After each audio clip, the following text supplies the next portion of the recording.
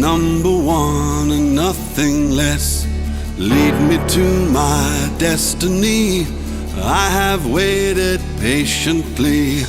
I have vision, oh I believe. I know I can count on me. So stand up for the champions, for the champions. Stand up, stand up. Welcome. I'm seeing some faces on here that's just making me smile. I think I'm seeing U.S. Ambassador Suzanne. Johnson. Ambassador Sujay, thank you so much for showing up for us today, all the way from somewhere in the world. We have Falake. Buki. Oh, you're making my heart smile. And Ivy. Yes. Thank you very much. We see now that our special guest and Anthony Obi, I'm saying just wonderful. So okay, this is good stuff. This is God's work. When you place the right people where they need to be. So welcome to everyone. Give me a wave if you can hear me. Actions buttons down. Here we go. I see some thumbs up. Yes. That's a good sign. All right.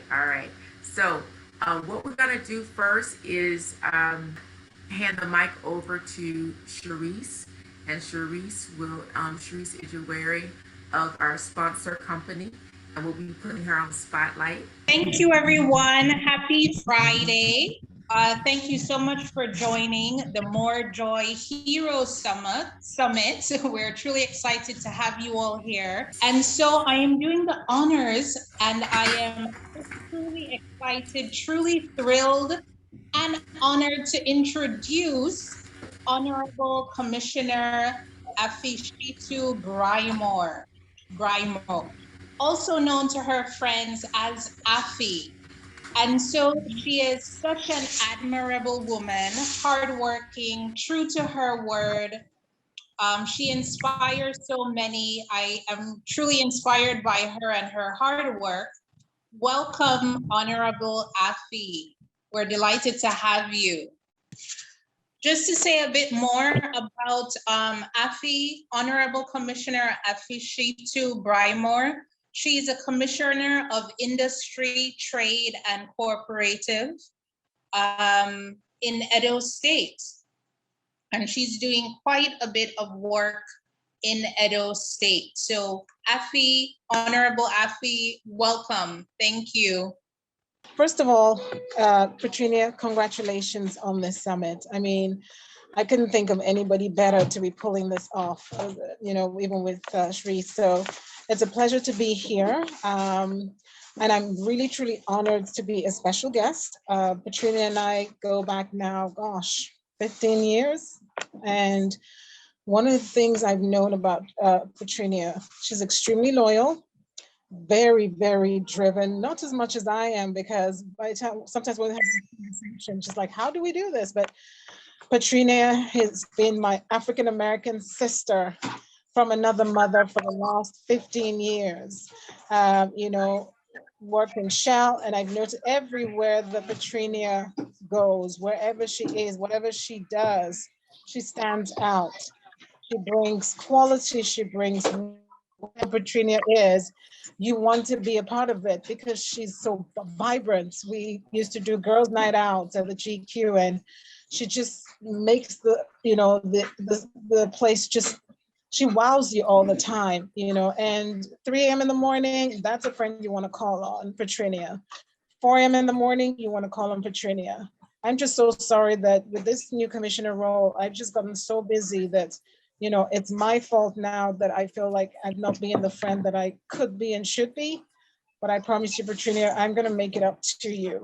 Just being here right now and, being a part of this, I would not want to be anywhere else. So I do apologize for being late, but I'm going to stay on as long as I can, just to be here to celebrate this beautiful, beautiful event. I just noticed that there's at least about 21 people on this call. Go figure. I mean, top notch to you, sister. Love you very much and congratulations. You're amazing. You're amazing. Amazing. Thank you. All right, thank you very much, Afi. Afi is one of those friends that you often don't have to even give their last name. We just say Afi, and we all know who we're talking about. So in this season of life, she's another hero for us to see that everything that she's been working on, and every experience that she has uniquely qualified her for where she's sitting now in the commissioner space. In where are you? Where are you? Right now, I was in my office today. It started nicely, but it's been one thing or the other. So right now, I'm in Benin. I'm in Okay. the government house, and I just left an office that closed at 4 p.m. and it's 6:48 right now. And Okay. normally, All right. I stay there till about, I'm on the second floor, and I stay there till about 8 p.m. And everyone said, nope, security, we need to go home. So we go down the elevator because we set the elevator by 6 p.m. And then my team and I were just going down the stairs all the way out and then just getting home. I was in the car when I got in and I said, Okay. oh, I need to get call. I need to get on Katrina's call. So, but that's only Okay. the moment, yes. And All right. you've known me a long time with everything I've done to real estate, and you and I, those nights when we'll brainstorm on, let's do this, let's do the Katrina thing. I want to do this. I want to do that. I want to get people together. My mojo. There's nobody I know on the planet that talks mojo like Katrina does. I mean, and if you don't click with that mojo, there is no mojo anywhere, So Yes. Yes. Yes. yeah. So I'm so excited, and you are doing what you have been called to do. You are in Amen. the place where Amen. you need to be, and helping Yes. people find and discover their mojo. Thank With me you. right now, I'm in industry, trade, and cooperatives, and every day it becomes more apparent why the governor gave me this role. It's about touching lives and making a difference. And you're not Hmm. here to boil the ocean. You're not here to change the world, but just one life at a time. If you can make a difference, then to me, my work is done. And so I will be in Lagos on Sunday. I will be opening the trade fair in Olukuju, and I'm bringing seven amazing brands with me, made in Edo brand. I've coined up two things: farm to table program, where we're going to get at least 20 shelf ready products to mainstream stores before the end of this year. And then also helping them rebrand, repackage, work with them on NAVDAC, and also, celebrate the made in Edo products. So just that's what I'm doing right now. But when I come, let's get together and do some more mojo. It's a mojo. Well, thank you so much, Afi. We have just some wonderful people on the call. Veronica is our moderator, so she'll be stepping in but I just need to let her know a couple people that we really need to recognize. There's a young, I call her a young lady. Who I would just ask her to make a couple comments for me if she's in a position to do so. I just want to welcome please stay on, Acme. You can stay pinned there. I'd like to add Ambassador Suzanne Johnson. She's a U.S. ambassador under Obama, and I've taken her as my new mentor. Her name should be on there, Suzanne Johnson. Is she still there? Okay, so you're gonna pin her and just add her in. Okay, so you're gonna move her to the screen so we can see her. I'm looking for you. We call her Ambassador Sue J. We met at the National Convention. She's an honorary member of Delta Sigma Theta as well as a past U.S. ambassador. I would just ask her to just say hello and greet us. Praise God. We greet all of you with joy today. I bring you greetings from New York, on the East Coast. And so, it's the middle of our Friday, the last day of the work week. But I had to support my sister, Katrina, who's not only my soror, but who is a mover and a shaker. She will be sharing with us in June at the Selah by the Sea retreat in Florida on her wonderful God-given gifts. And I am the I'm sitting in front of the Global Chamber of Commerce, Black Women's Chamber of Commerce. And we want to do business for Black women all over the world. So I am glad to be in your midst. GlobalBlackWomenCC.org is our website. And I'm just excited about what all of you are doing. And so this is just the beginning of our working together and being together. Petrina, thank you so much for welcoming me and inviting me. And I want to wish you a wonderful day today. And for all that you do, thank you for being a game changer in this world. So thank you, sisters and brothers who are here. Thank you so much for having me. Thank you, thank you. And Ambassador Sujay, could you please type the link for your organization in there? Sujay, Sujay. I'm looking forward. We're doing a retreat together in June in Florida. She has 60 women of faith leaders from all over the world coming, and I'm a keynote speaker for that program, and I'm just excited to breathe her air. She has so much that I'm just learning from her. She doesn't even know. I saw her on the Ruby D program. I've seen you doing your thing. So thank you so much for being that model for us. Yeah. So she was an ambassador under Obama. So here we go. Here we go. Thank you very much. My pleasure. I want to make sure, Veronica, that we'll recognize as we go. Right now, we just want to show you a quick video to set the scene.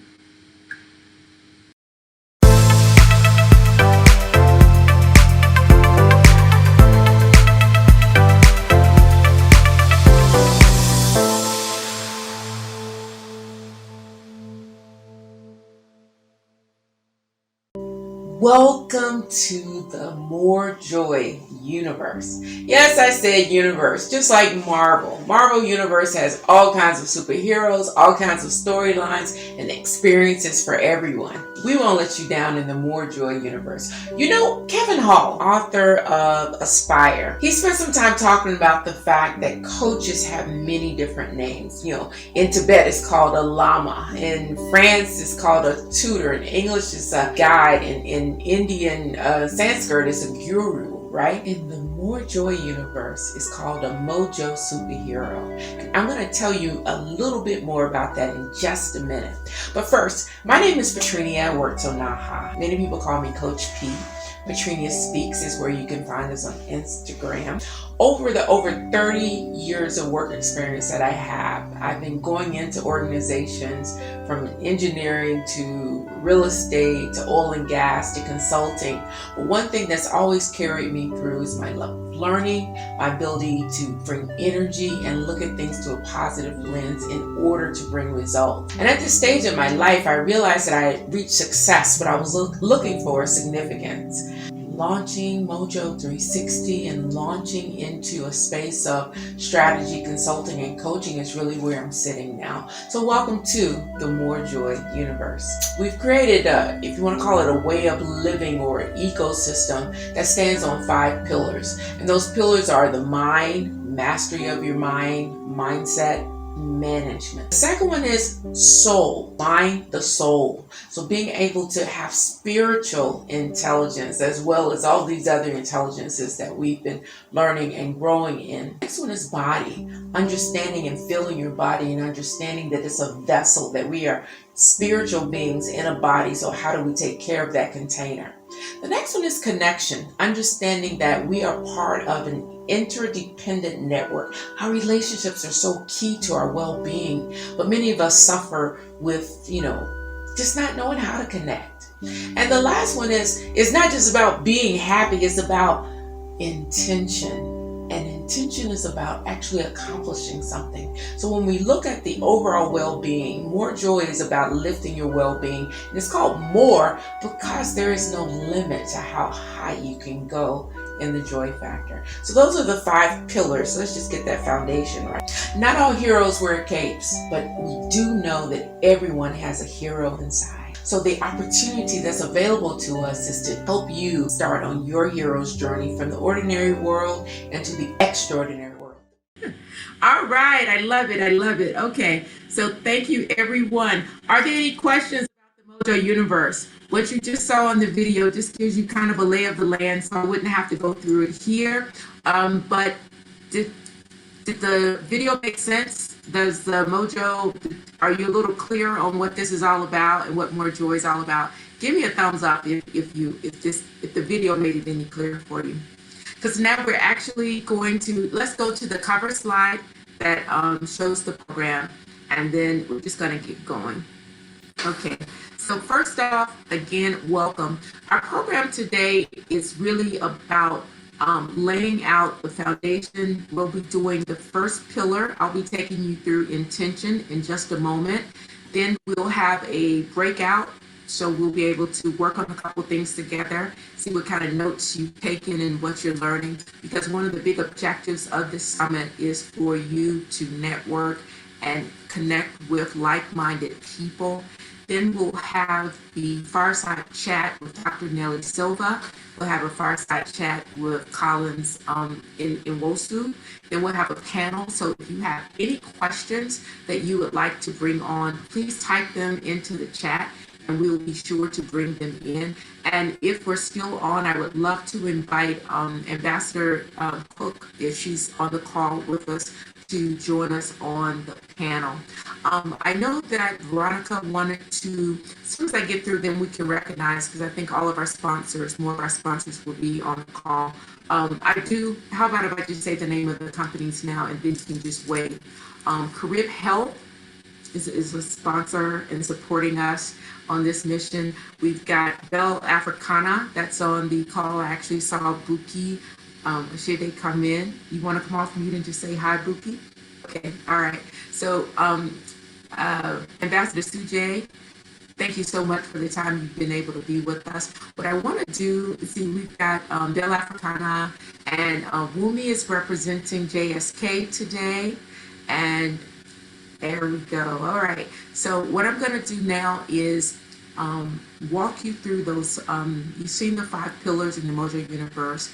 My job today is to teach and give the masterclass around intention. Now, what I want to invite you to do is take some notes, because this is the time where we're supposed to be learning some of the principles around the pillars, and then we'll have the time to go in with the heroes to hear some of the stories.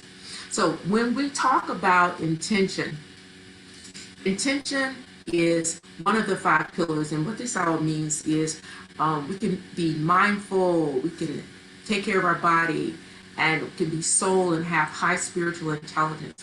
All of that is required to allow us to have connection with people and connection with nature and connection with meaning in life. But if you do all of that and are not able to accomplish anything, if you do all of that and you're not able to accomplish anything, then your joy or your happiness will be very short-lived. It won't be sustained, and it won't be. I'm getting a note that you can't hear me. Do you need for me to speak louder, or let me know if I need to modify anything else? Okay? I can hear you clearly. You can hear me clearly. Thank you. Thank you. All right. I can hear you clearly too. All right. So what is this intention pillar all about? How many of you have dreams? Just type in the chat, what is that big dream that you have? Because all of us have dreams. Whether it is for me to dance with my great-grandchildren, or it's to be financially free, or is it so many of us have debt that we're trying to get access to financial freedom? When we talk about intention is about accomplishing something on purpose. And so often when we talk about dreams, we confuse them with goals. So I want to take you through something very succinct, and you might want to take a couple notes, because I've got some game changer concepts in here. Yeah, type out what some of the dreams are. Don't be, dreams are the things should be making up your vision boards. Dreams should be those big ideas, maybe long term, and it should stretch you. It should make you feel uncomfortable. I always teach that if you have a rubber band, your current reality is here. If your rubber band doesn't pull far enough to make any tension, then there won't be enough tension to propel it forward. So anytime you dream, that dream needs to have some tension. It needs to be some distance from where your current reality is. That's what dreams are about.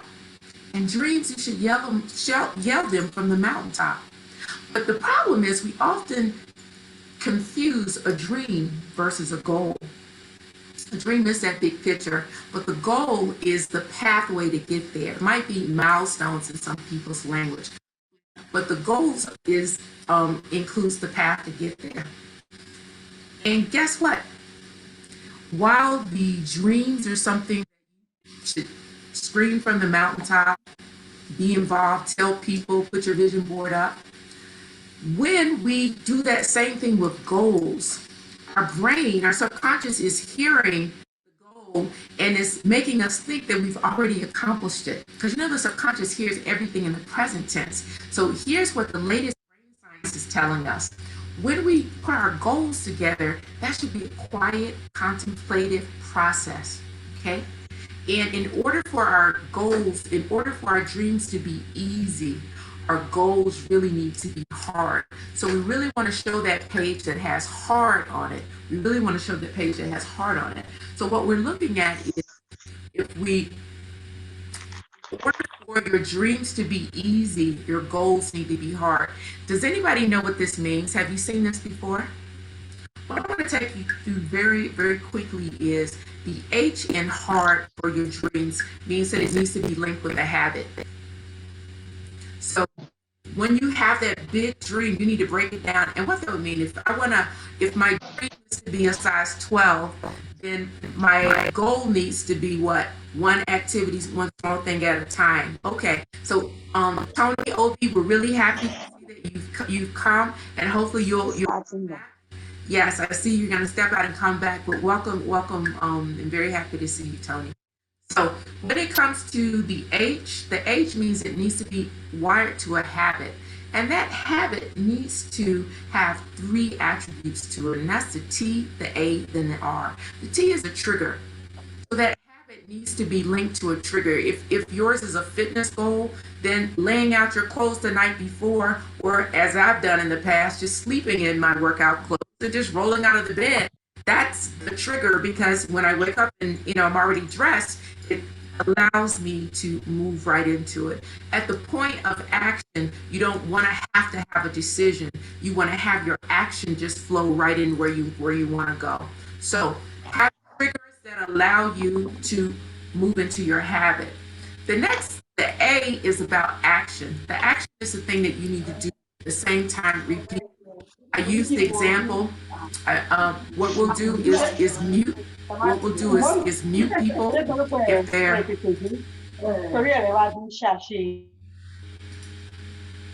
All right. Let me try that again. All right. So that you've got the A. The A is about having an action, and that action needs to be repeated, the same thing you do every time. And that action then needs to be linked with an R. The R is a reward. And for me, my reward often is a nice cup of coffee. I enjoy that, and that's kind of my itch, my guilty thing. But when I start on that journey and I'm thinking about that nice coffee, I'm not even thinking about the hard action, because the trigger now connects to the reward. So if you use TAR, that will help you to build a habit. So then the A, the next one is alive. The goal needs to make you feel energized after you achieve it. That you're looking forward to that size, whatever that you're trying to accomplish. When I think about, okay, and the R is that it's reachable. Where we often end up with a problem is when we set a goal and it's too big. We want to get very smart about what, I work with my clients about 5 things in a day, 3 things in a day, and I count it as success. So you need to have choppable things, because guess what? The R means I need to see the top of the goal. I need to be able to see and believe that it's reachable. How many of us have come out of the ocean? You're at the beach and you're trying to climb up the sand wall. How many, type in the chat if you can relate to this. But when you're trying to climb up the sand, sometimes what happens? You slip back down. Or sometimes you have to go back toward the water, get a running start, and try to go back up the sand. Now, what keeps you trying it is that you can see that you can get to the top of the sand dune. And just like Just like that with your life goals and with your bigger dreams, if you can chunk the goal down small enough, just like Affy is like the project manager of life. And what she is an expert at doing is chunking the goal down so that it's something that's bite sized. How many of us have ever felt overwhelmed and intimidated by the goals that we've set? Give me a wave if you've set goals that have just like, made you scared to even try, and then you just fall away. Very much for that, Falake. Because oftentimes that's what we do. We set it so big that we can't see the top of it, and it intimidates us. So the mindset that I want you to take away from this discussion today is that it's the dream that should be big, but the goal should be chunked very small. Because guess what? If you can achieve that little one, you get that dopamine excitement, you get that high, and it makes you want to do more. It makes you want to do more. Okay? So chunk the goals to be very small so that it's hard, and the R then is reachable. And D boils down to a daily plan. So whatever that goal is, hardwired into something that you do daily. So you're always asking yourself, what is the thing that I'm doing today that takes me closer to the dream that I have? In the daily plan, you have got to ask yourself just 3 questions. What do I need to accomplish? Who do I need help to accomplish it? And when does it need to be done? That helps you with what that daily activity needs to be. So that if you use hard goals, your dreams will be easy. Dreams go on the big vision board, shout them from the top. Goals, keep them. You don't fool your subconscious into thinking you've already achieved them by talking about them so much. Goals are underpinned by action. Let your action do the talking. And why is this important in the Mojo universe? Because it's when we accomplish things, we build more confidence to do even more. If we find ourselves not really moving closer to our dreams, our ideal state, and the identity that we want, then we become discouraged and we shrink back. And what we will be learning about today is that sometimes you fall in the valley. We're going to learn how to keep getting up. And setting hard goals is one of the key ways to do that, okay? All right. So in this particular pillar, you're learning about intention. And what we want you to be able to do is know how to trick your brain and make sure that it's not hearing your goal and it doesn't slack off.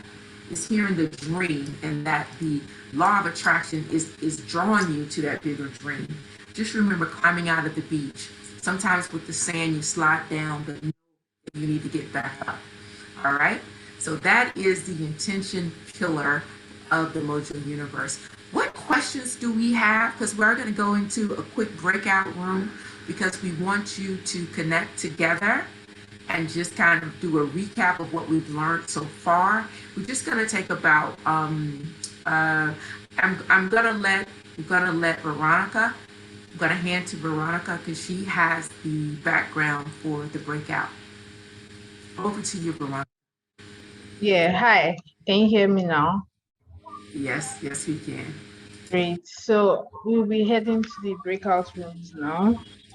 And I think we're going to be having 4 people per room in the breakout room. Okay. So the instructions for the breakout room is, okay, once you get into the breakout room, what we're going to be asking you to do is just, number 1, you'll have 1 round where you'll just take a minute, introduce yourself very quickly. Each person introduce. And then we want you to just share one thing that you've learned so far. And if what we always love for people to be able to do is to exchange and connect and know each other. Okay? That's what we're doing in this breakout. And when we get out, we'll have someone from each of the groups just to give us a quick recap to see what we've learned so far in the Mojo universe as well as on intention. Okay, we're going to open all rooms now. We just had some people come in, so we'll add them in. What questions do you have before we take off?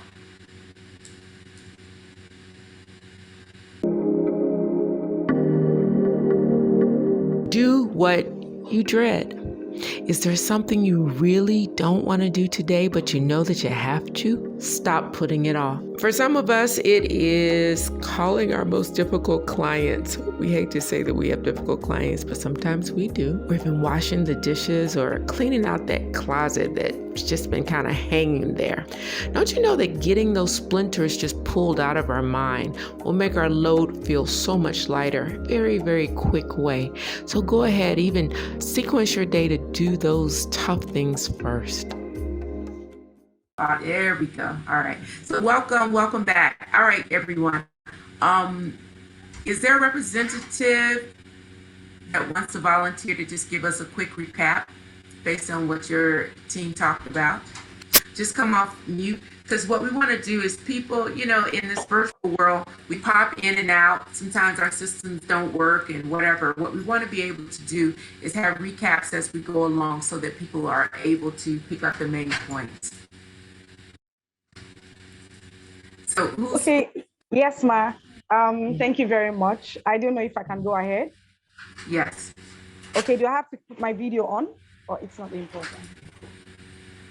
We'd love to see your beautiful face.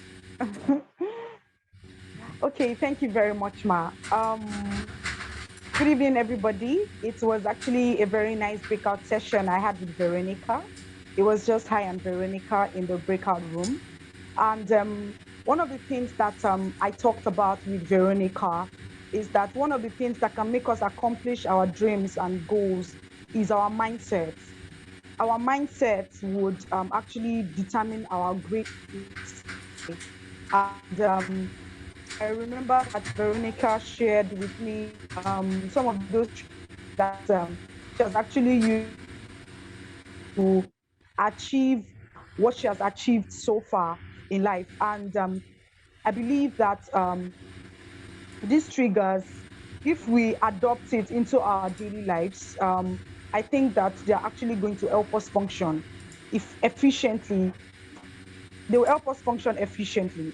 So, and also, Ma, we talked about adding values. Um, in accomplishing our dreams, we are definitely going to meet different people in the course of our career, wherever we worship or in business meetings and all of that. We need to add value to whoever we come in contact with. Those are the things we really talked about. And we said that those are the things that would actually enhance us accomplishing our dreams and goals. Thank you, Ma. Right.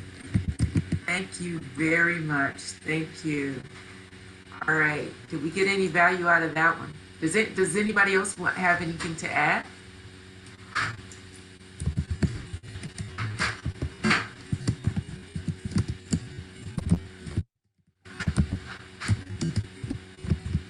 I want you to take away that there are 5 pillars, right? Can anybody tell me what any of the pillars are in Mojoheroes?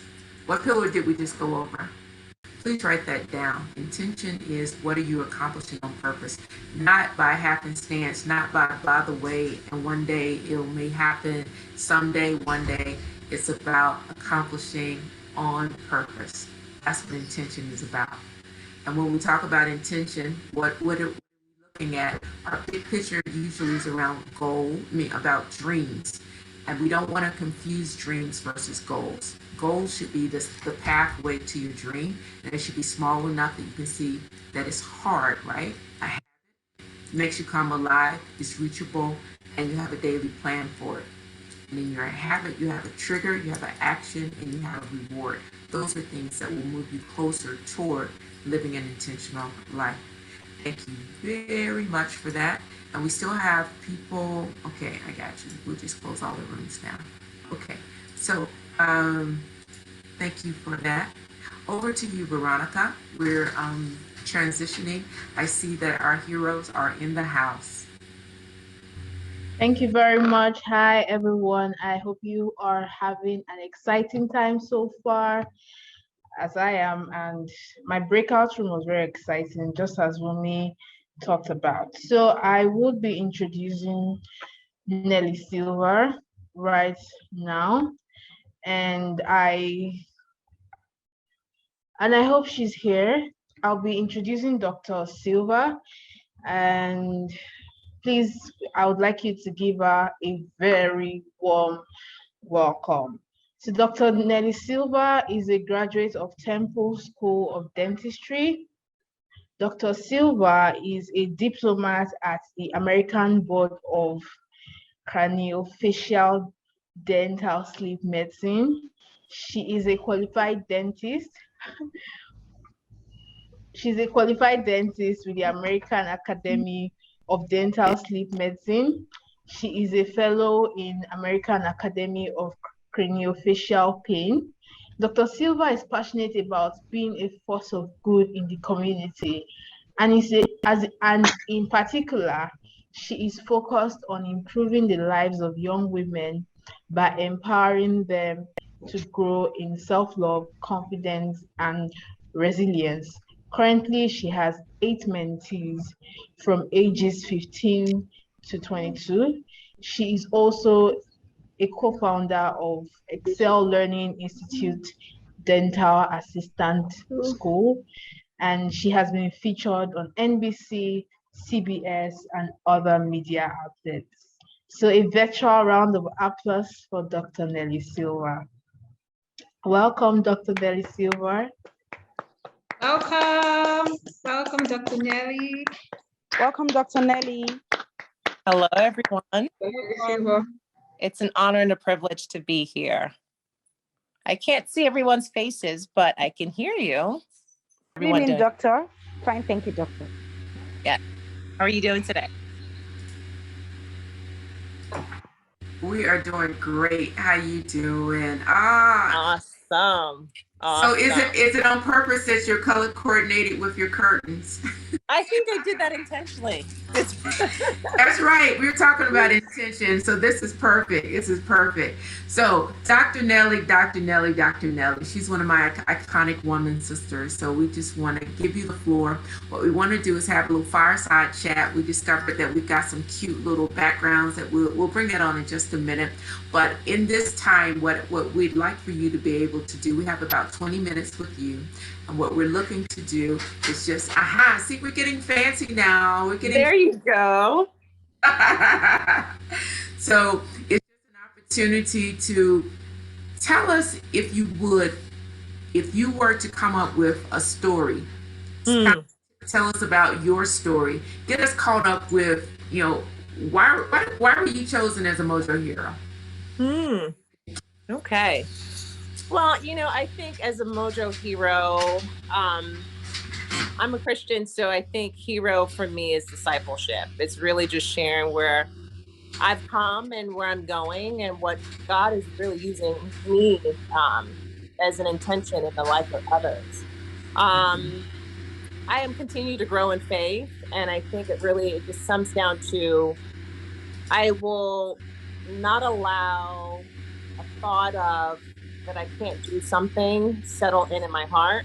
I'm a healthcare professional, so I'm always interacting with a lot of patients, and I hear their stories. One of the things I hear is depression, and I can't do something. Depression was something that I've always kind of battled with, even as a young child. When I was a young child, I was born in Nigeria, guys, and what I remember of Nigeria was so perfect. And I know the life my parents gave up to bring me to the United States, and they did that out of love. So my siblings and I can have a really good experience and growth in our academic studies. But as a child, I saw it as, I left light to darkness, because we came to a place that is of the unknown. We came here, we didn't really have much to settle on. And what I was used to seeing with my family, I didn't see my family as I did when I was a child in Nigeria. Could everyone hear me? Okay. Yes. So that being said, it motivated me to write my book. It's called More Than a Smile. As a dentist, I'm always big on smiling, and, it's a beautiful smile. And what I find is most people don't really want to share because they think sharing is a sign of weakness. And even as a dentist, I'm always trying to improve the smile of others, As a healthcare professional, I see what's behind the smile. So it's a reflection of me as a child. There are different stages in my life that I experienced a huge setback in my eye, a huge setback. One of it is as a child, reflecting and seeing that as a child, I didn't have the same experiences as my counterparts growing up. So writing that book, More Than a Smile, is for the young girls to read and know that they can express themselves despite any setback that they think they have. So that is one setback. And from writing that book, it made me see that even though I thought it was a setback, that my life is so much fulfilled and greater because my parents gave that life for me there to come to the United States. So I'll rest on that just to allow you guys to chew on that a little bit. Yes, yes. So why don't you tell us about the mentoring program, and what kind of motivated you to work with young ladies, and just tell us exactly what you do. You have about 15 mentees. I have 15 men. Well, I'd say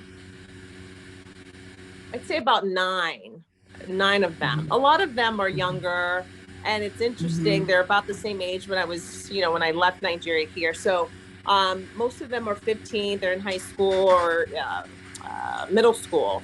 And a lot of them are exploring. They're trying to figure things out for themselves. I'm there just to kind of motivate them and sort of be the other ear. I know sometimes it's challenging to share things with mom or, having Yeah. questions that may be pertaining to what school they could consider, what activities they want to look into. So I'm not always there, all the time, but they certainly feel free to reach out to me. And Yeah. I have some young ladies that reach out to me that are actually exploring either medical school or dental school. So I'd like to consider myself an available resource that they can reach out to. I share my Yes. story and guide them along, or maybe ask them questions that they may have not thought of, so Yeah. that they can Yeah. kind of be a resource for them to reach out and better Yeah. themselves in whatever field that they choose to. I was with a client recently, and one of the things that we surfaced was, as a female growing up, she had learned not to need anyone, and that for her, the story that played was that she needed to be on top of it. She needed to be better, competitive than everybody else, and that to ask for help was an admission of weakness. I'd love to hear your perspective about help, and how success, what type of sport is success, maybe. How What type of sport is success? Yes, is it a team sport or is it an individual sport? Success. Oh, well, success for me is certainly a team sport. I think some people say they don't need mentors, but how could you not need a mentor when someone's already been down that road? Yeah, so success for me is just being able to be vulnerable, and share. And I know sometimes it's challenging to be vulnerable. And I know some of my mentees have shared and said, hey, I feel really depressed. And the other day I felt like I wanted to commit suicide or something so deep and heavy. I don't proclaim to be an expert in that field, but I can share with them where I've been and give them the light that I've gone through those experiences. And this is what that could look like for you, which is a sign of hope. Yes. So I think certainly life is a journey. It's not meant to be explored alone. Even a woman of I love faith, that. sometimes I reach out to what I call my Christian mentors, just to ask for a scripture, or just to share even their stories to where they've come from. So with that, I think most people look at others and see, wow, that person has come that far, or maybe that person is in that particular um, uh, situation, but they've come through a struggle to get there. And I think that's what most people fail to see. Yes, yes, yes. Yeah.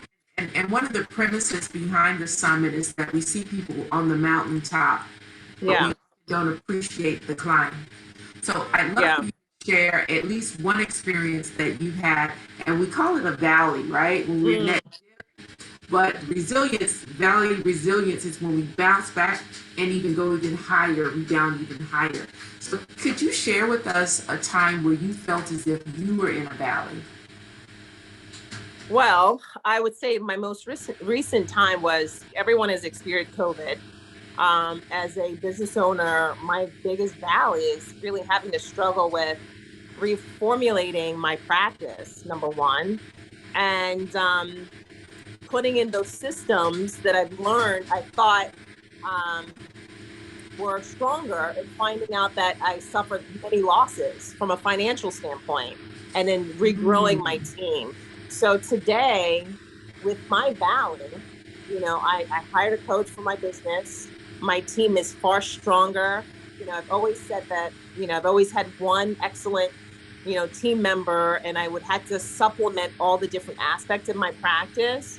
But now I can say that I have a leader in each aspect of my business that now has Okay. allowed me to have the energy to do more. So, from a business owner, being a wife, being a mother, it's not easy. It certainly is not No. easy. Not everything's going to get 100%. Something's going to have to give and take every once in a while. So, the valleys of being a business owner and a mom and dentist, being a business owner and a dentist is a completely different talent in itself.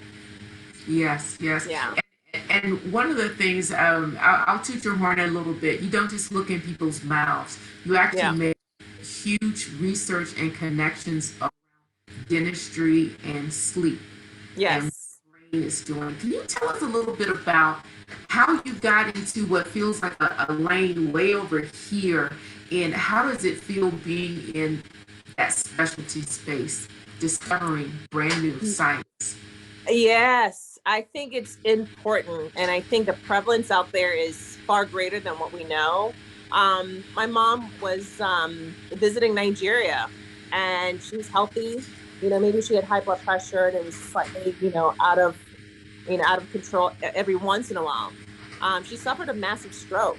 And so as a dental student, I would have to go to her doctor's appointment with her.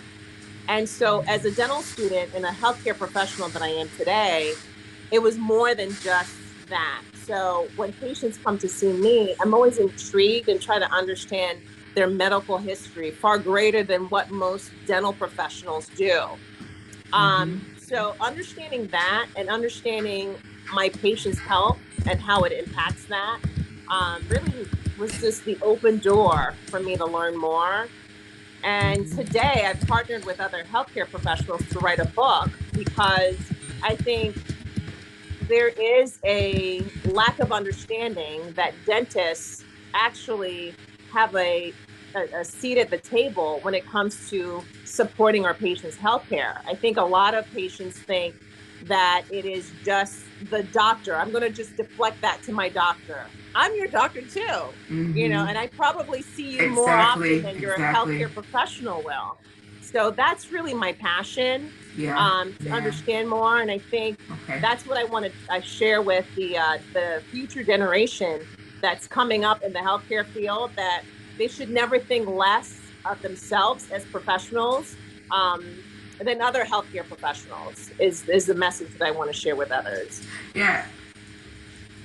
Yeah, I know one of the things that I learned from my dentist was looking in my mouth, they can see cancer signs, they can see diabetic signs. You can pick up so much of your health is evident in your mouth, so don't skip that Absolutely. step.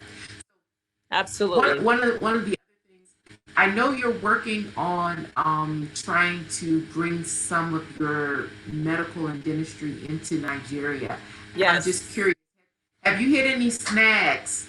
Tell us about the snags. Tell us about the Well, snags. I hope I don't come across any snags. Really, Okay. right now, I'm really big on community health. And right now, I'm actually the first class of the Academic Leadership Academy with the Pennsylvania Dental Association. And really, what I want to do is utilize my resources there to leverage teaching other dentists. So, currently, right now, I have a dental student in Aqua State. And so that's where I'm rooted from.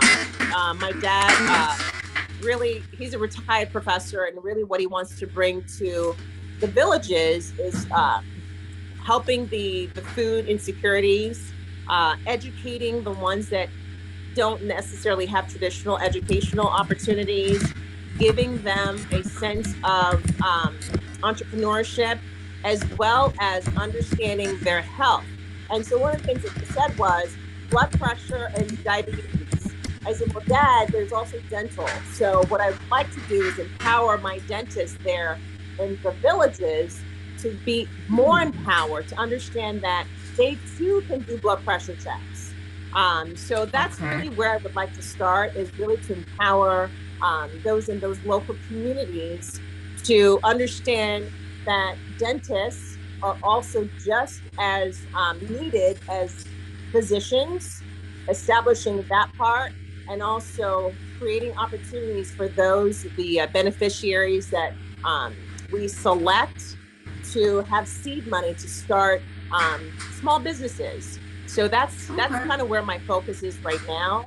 I'd love to partner with my aunt and uncle. They are right there in Lagos to do a dental education.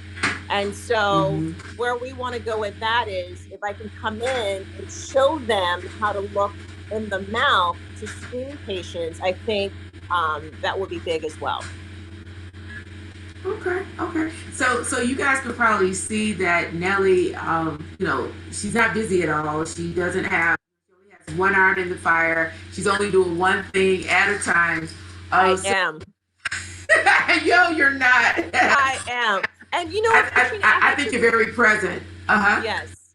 I really had to, in this season for Lent, I had to really scale it back. And it was wonderful to have that experience, because 40 days I had to say, what is in my path that's taken a lot of energy? And why am I doing these things that are not really adding to the direction I'm going?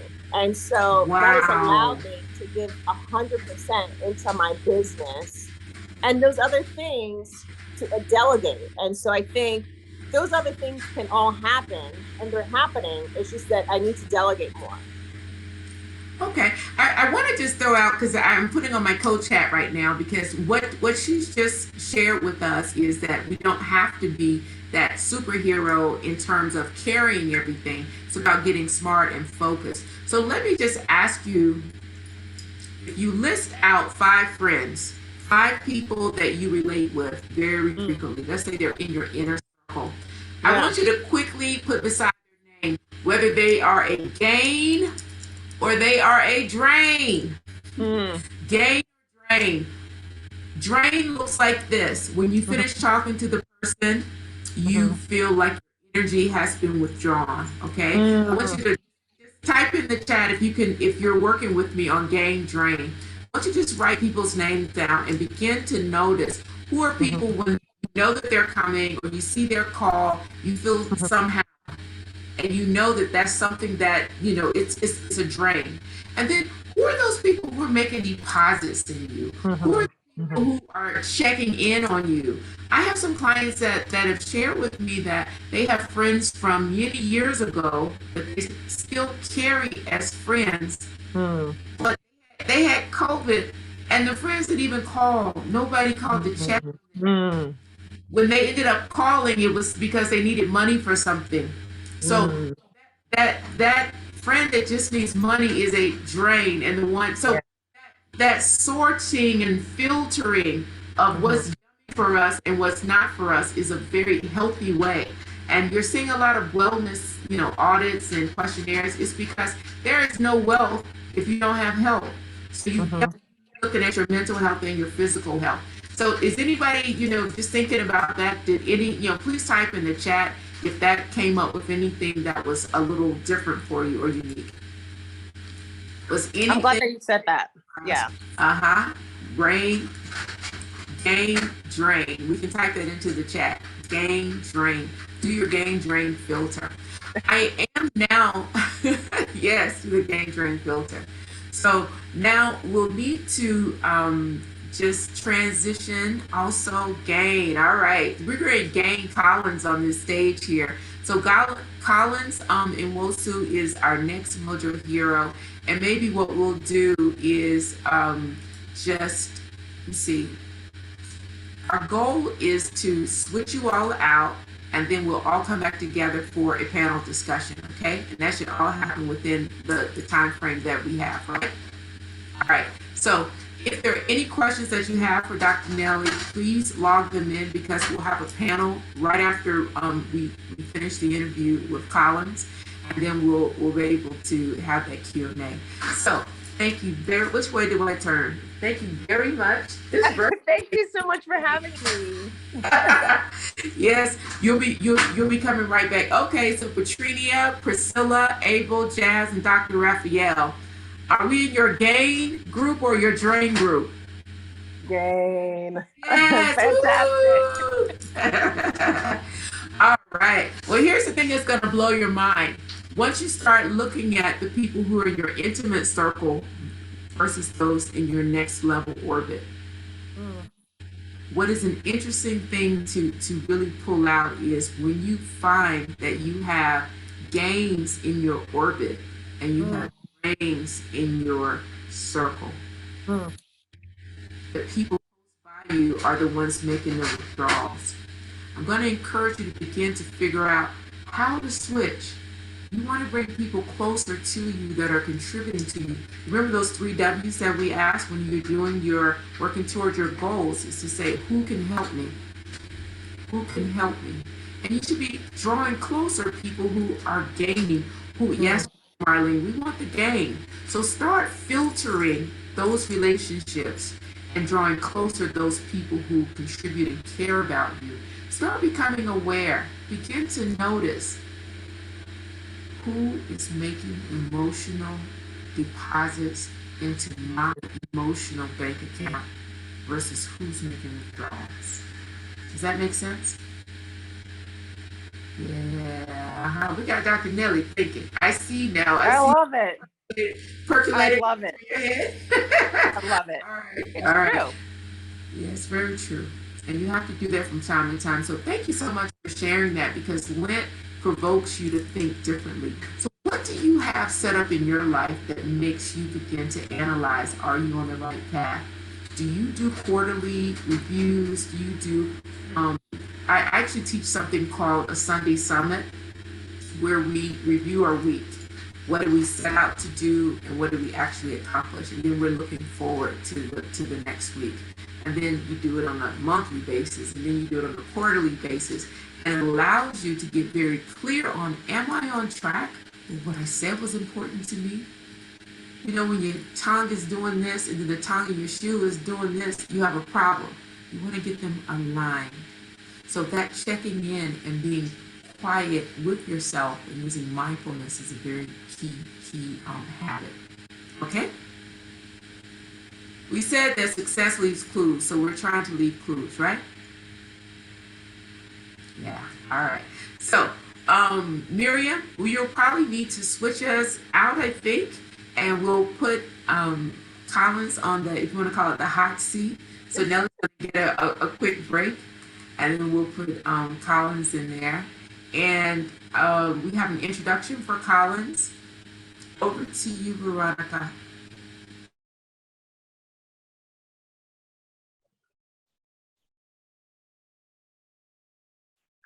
Hi everyone, I hope you can hear me. Sorry, I'm having issues with my video, so I cannot turn it on now. So I'm going to be reading Dr. Collins' bio now. Just a second. Collins Wonsu is currently the trade ambassador to the International Trade Facilitation Association, ITFA. The focus is helping businesses to boost sales, improve market shares through strategic and safe global expansion. He is also a fellow at the Institute of Chartered Economists, a certified consultant in the model of human behavior, an independent certified coach, trainer, speaker, teacher, and mentor on the John Maxwell team, JMT, the fastest growing coaching organization in the world with over 40,000 experts spread across over 145 countries and economies. In addition, Collins serves as a mentor on the Founders Institute, the world's largest pre-seed startup accelerator based in Silicon Valley with reach across 75 countries. The Founders Institute is build impactful technology companies across the globe. He also supports various private and public sector organizations. Collins has experience across various industries, including agriculture, finance, construction, housing, pharmaceuticals, and technology. In the last few years, businesses improve revenue have also improved in excess of $500 million, and he has midwifed trade transactions in excess of $1 billion to date. He continues to support SMEs and institutions at various levels to bridge the gap between them and their current performance and potential. A virtual round of applause for Collins Monsu. Hi, Dr. Collins. Hello. Hi. Okay, can you hear me? Hi, good evening. Yes. Or morning, wherever you are in the world. Yeah, good evening. Welcome. It's so nice to have you here. Thank you for having me. Yeah, we can see you now. So we'll be doing the fireside chat in just a minute with you, but welcome, Collins. And I want everyone, we didn't give an opportunity to give Nellie a round of applause just to show some appreciation as being our first hero today. Yes. And we've had some of, I see now we have some of our other speakers that are coming on, and we're making you a doctor today, Collins. We're making you a doctor too. Native doctor, any kind. I mean, I'm good. All right. Welcome to the Fireside Chat. Welcome. So, Collins, you are a business coach. You are so many different things, and truly an advocate for Brala Day. Brala Day is one of our heroes. Thank you very much. And we have Saul Essie and Nelson also in the program. You'll see them tomorrow. But I want you to tell me a little bit about your story. What would you say has been, because this is about storytelling and that we learn by hearing, hearing the word, as they say. Yeah. So I'll say thank you for the opportunity, and thank you everyone who's joined. And I pray sincerely that whatever we share would help you move in one way or another from where you are towards where you need to be. One of the major things I can think of right now that I usually like to think in the moment, even though I'd rehearsed a bit, I want some of the things I wanted to say, but with the mood and everything I'm seeing, I think perhaps you might benefit from what I'm about to share. My father, let's just say I grew up in a business community. I mean, the Igbo mentorship system is majorly we grow up as business people, and what happens is usually you'd have someone who's gone out and built a particular business, learned the rope, goes back home to the village and gets younger people who are in the village, brings them to where he is, wherever that is, and trains them in his or her trade. In his trade, usually is key, and equips these people with technical skills, with certain values, how to live, how to survive, and how to thrive. And after a couple of years, would empower those people with startup capital. Of course, this is beyond money because all the time they've spent learning the business, real-time mentorship. But something used to happen in our business, which was a concern for me. Every time my father or any direct member of the family was not in the business, sales would drop. And when I say significantly, sales would drop. So think about having people you've brought from the village and you're trying to empower them. And when you're in your shop, when you're in your office, when you're in your place of work, you get like 100% performance. So maybe you make sales of, let's say 100,000, just let's have numbers and perspective. But when you're not there, sales drop to 30,000, that much. And what you hear is, oh, sales was bad. And even on days that you know the sales are slow, anytime you're there, things. I'm back now.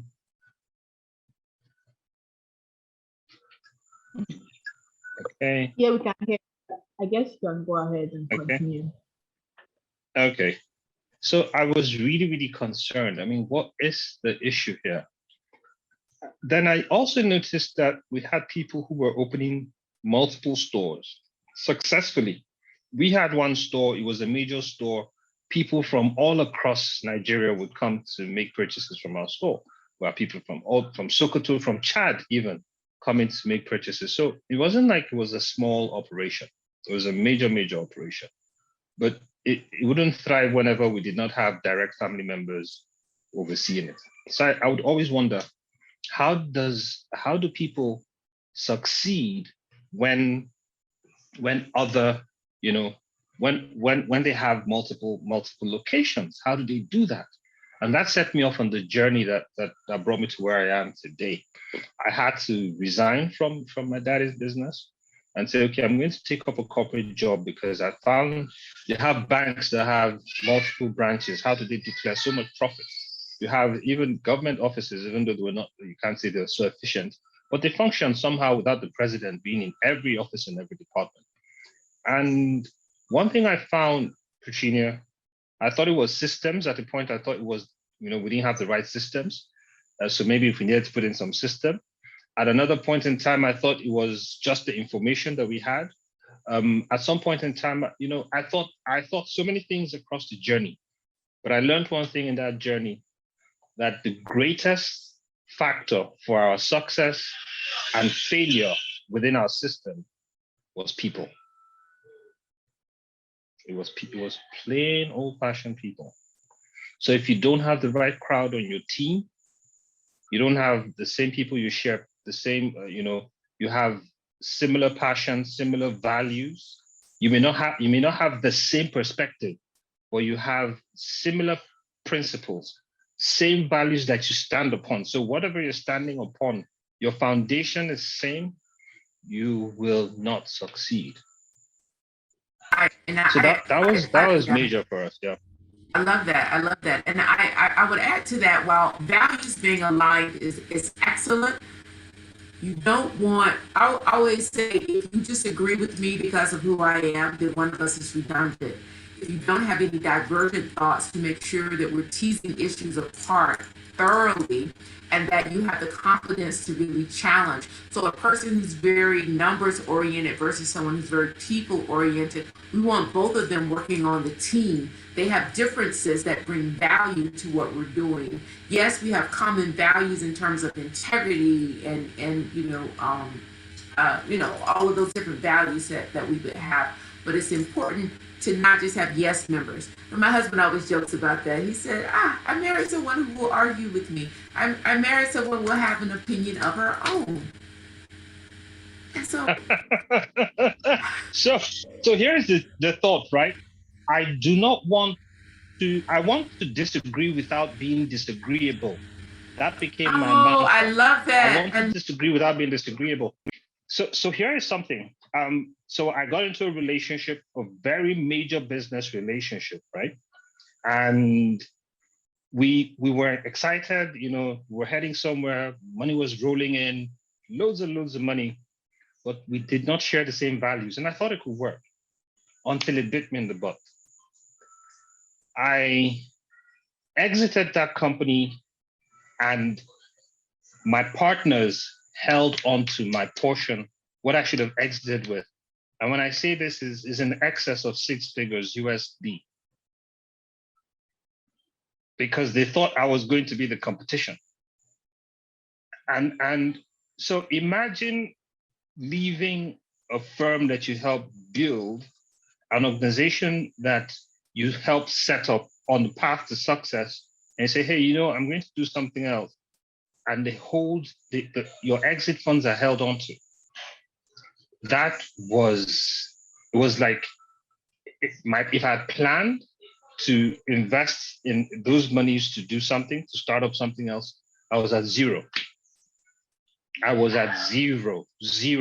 When I say I was at zero, I was at a point where I needed to pay fees for my children. I couldn't pay their school fees. Luckily, I don't live in a rented apartment. I mean, my wife and I had an agreement that whatever city we moved to would make sure we own our own property one way or another. So that wasn't an issue.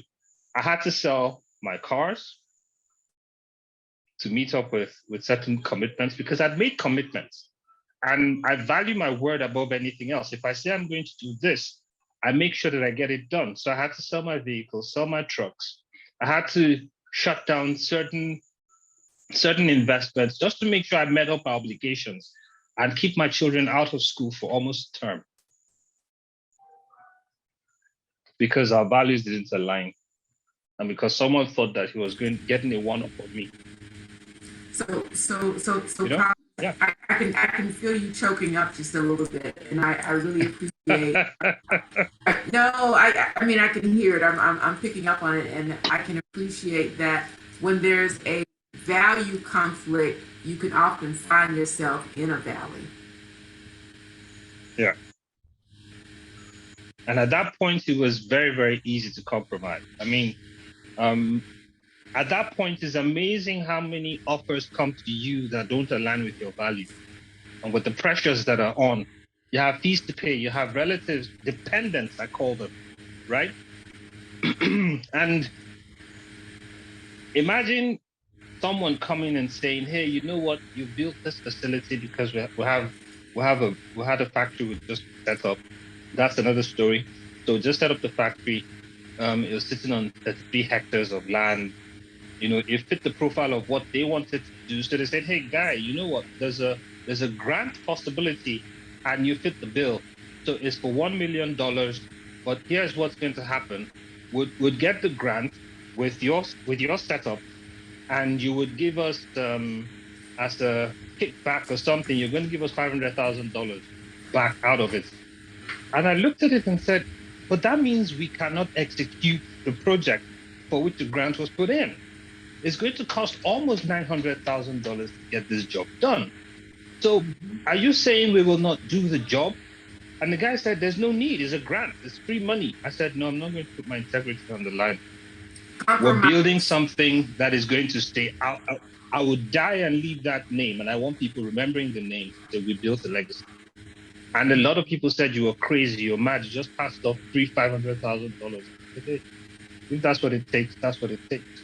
And at the time, imagine going from driving the latest vehicle to driving a 1998 Honda. Wow. Yeah. Smoking, no AC. How long ago was this? How long ago was this? This was 7 years ago. Wow. And so 7 years ago. So for people, for people who are caught up in, there's a continuum, as they say. Those people who don't care at all what people think of them, they have a problem with connection. And those people who are completely defined by how others see them, they have a problem with authenticity and being vulnerable. You are in a place of exactly. I will not be defined and valued by the vehicle that I drive. I am living on principle, and I'm deciding that that's what matters most to me. And yes, it's a temporary valley, but you rebound from it and you have your name, right? Yeah. That means and guess what? To you. Mm-hmm. It means a whole lot to me. I mean, people who knew me, I travel the world. I fly business class, stay in the best hotels. I roll with people you read about in magazines, right?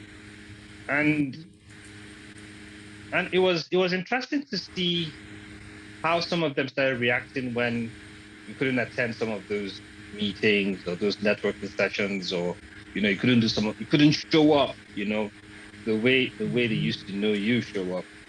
And Wow. they'll call, and it didn't bother me. I was like, hey, you know what? Let me tell you how bad it was.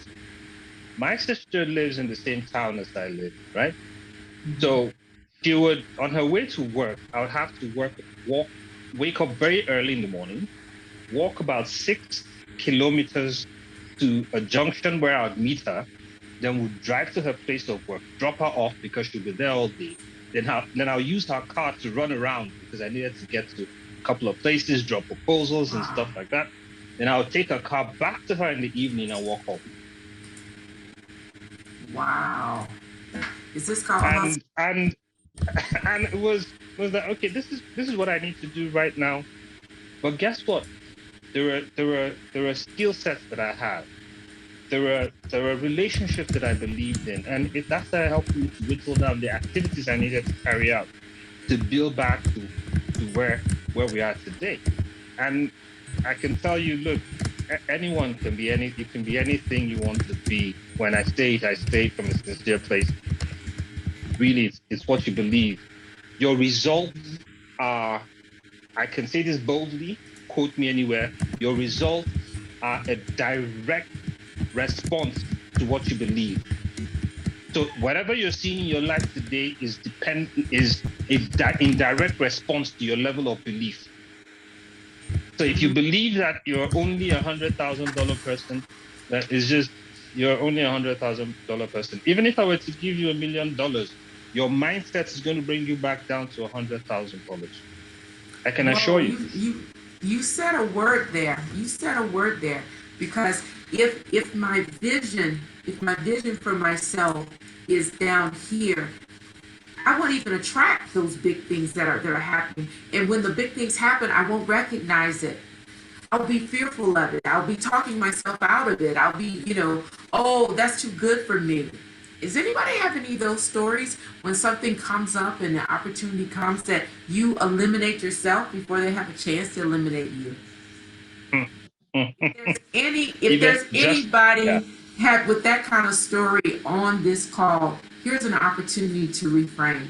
Here's an opportunity to understand that maybe you're aiming too low. That's why you're not hitting any good targets, because you're aiming too low.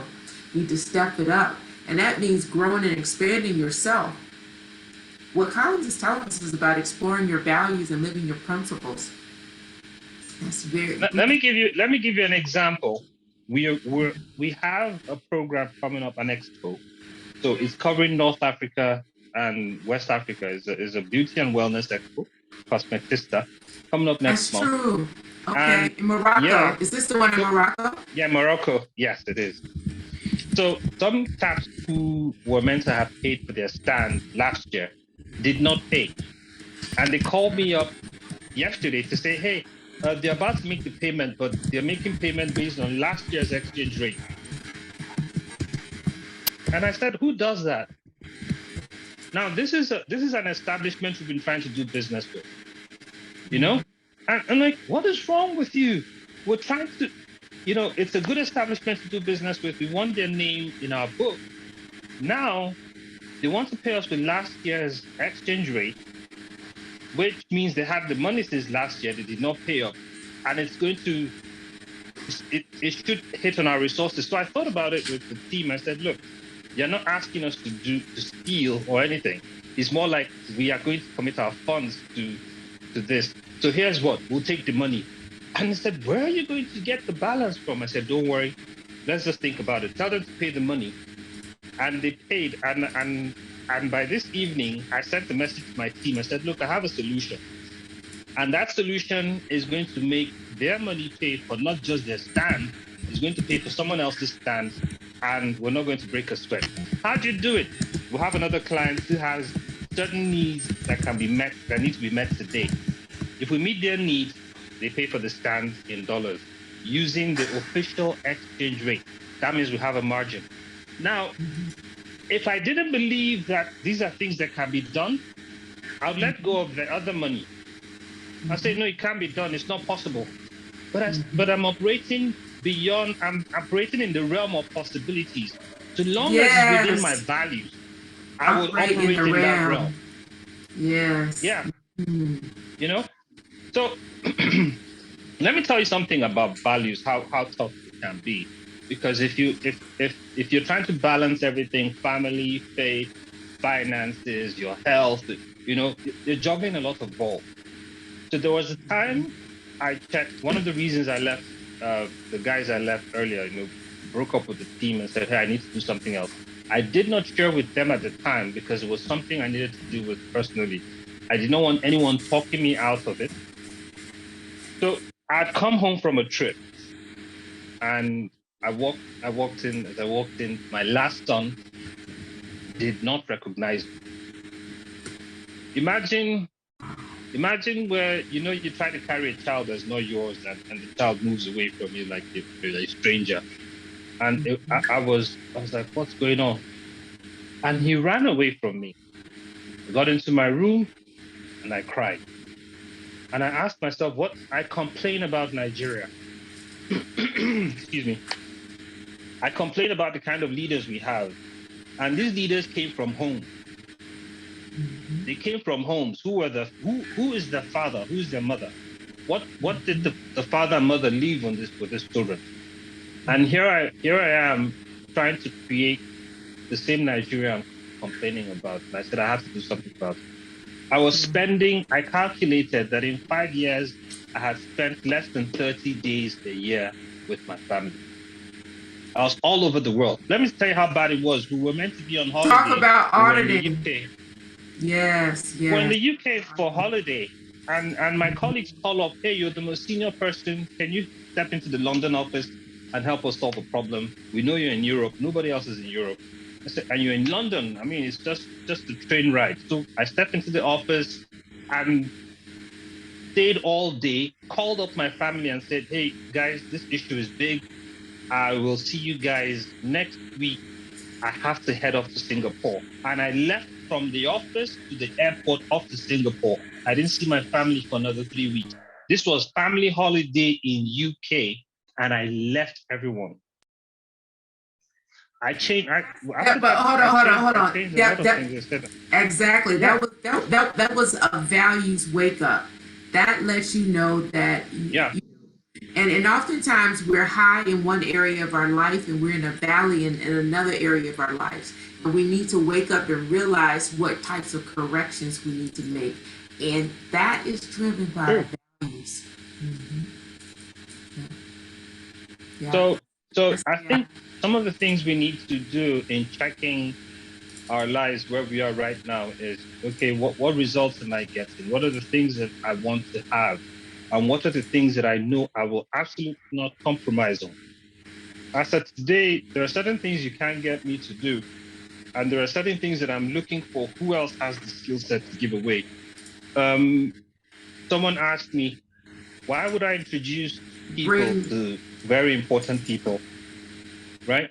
So if we're meeting, you meet a permanent secretary, for instance, or you meet some big business person, and you introduce your staff and say, oh, this is this person. You can't reach me, you can talk to this person. And you actually bolster up those you're working with to operate at the same capacity. And I get asked, are you not afraid that these guys are going to take the relationship from you, take the deals and run away? And I said, no, they can't do that. They do. Even if they did, it's not revolving around them. I have certain skill sets that they cannot replicate. But so long as they can operate at a certain level, 70%, that's an A. Let them go ahead and do it. It frees me up to do more important things. It frees me up to think of the next idea for the next 10 years.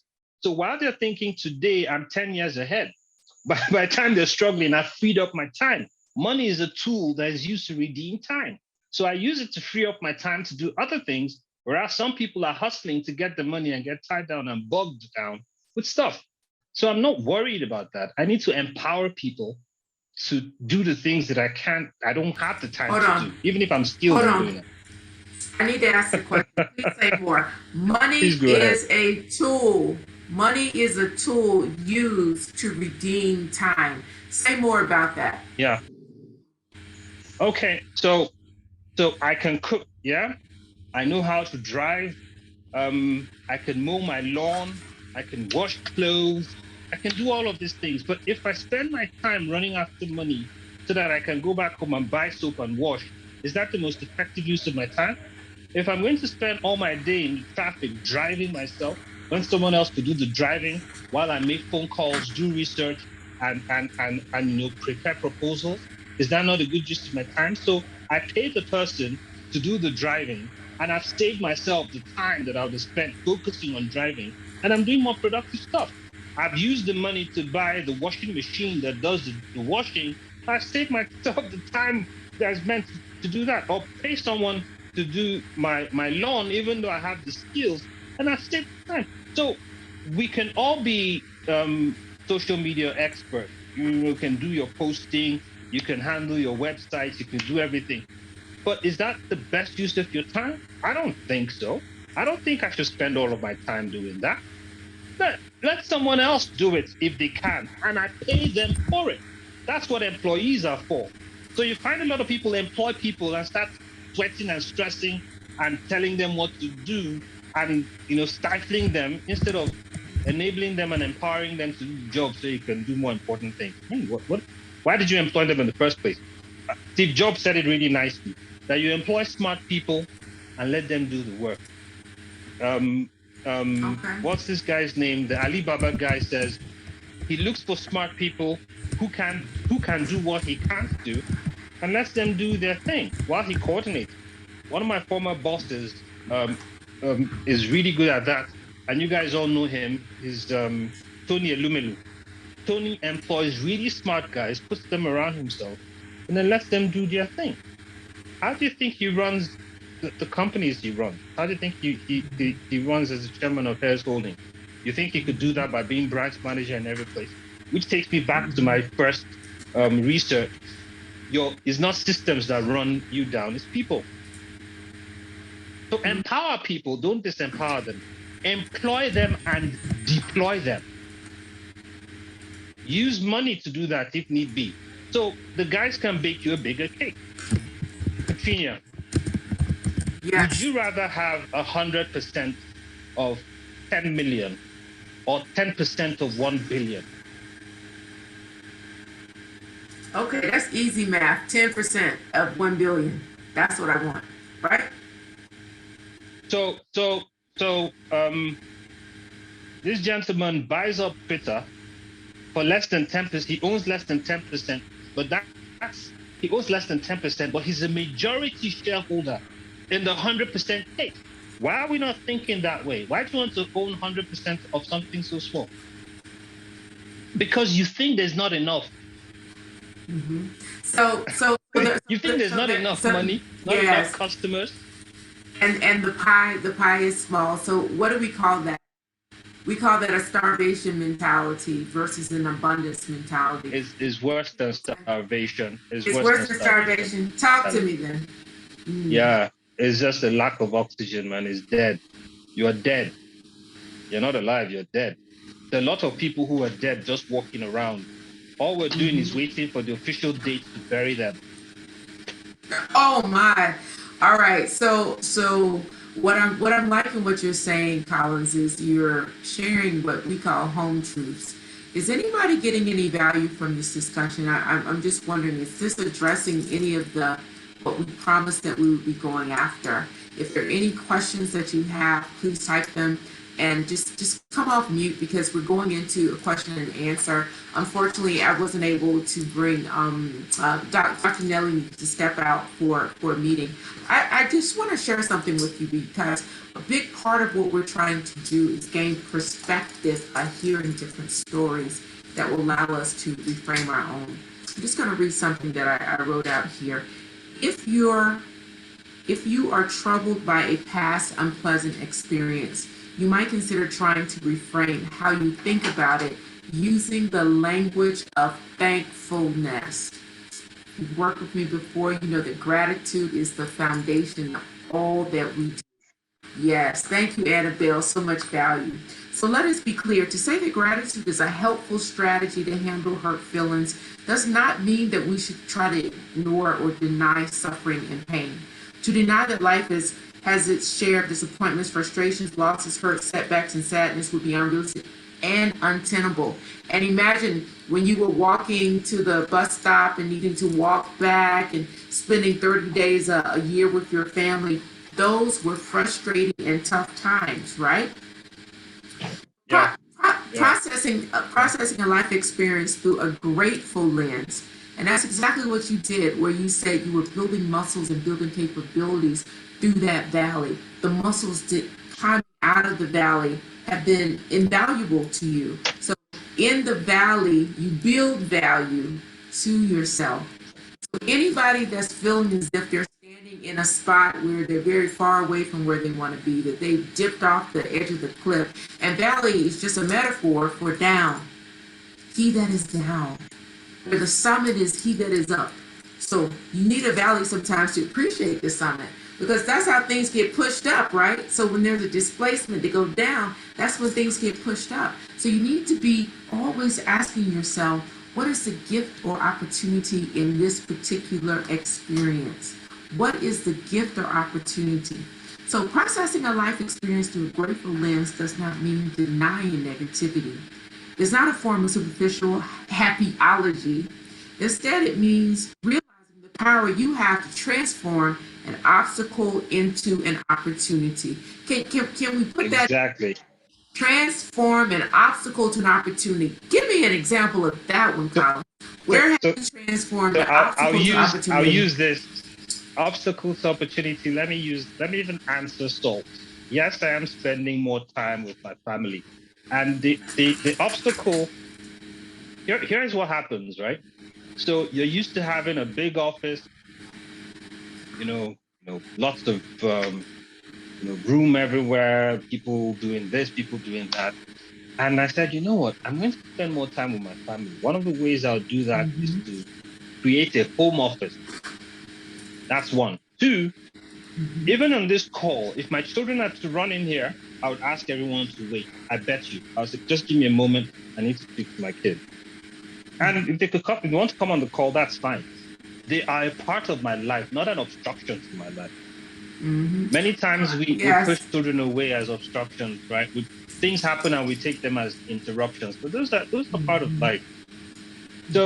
So I have the home office. I don't and interestingly, from the home office, if you want to talk to me, talk to me. I'm home. If you see people running around, that's that that's it. I mean, if you want to do business with me, know that that's the full package, right? If you're not doing business with me, then then you're in trouble. So let me tell you something that happened. I had a meeting in one of the big IOCs. Said, okay, Collins, come in, let's talk. So the EDs are all there.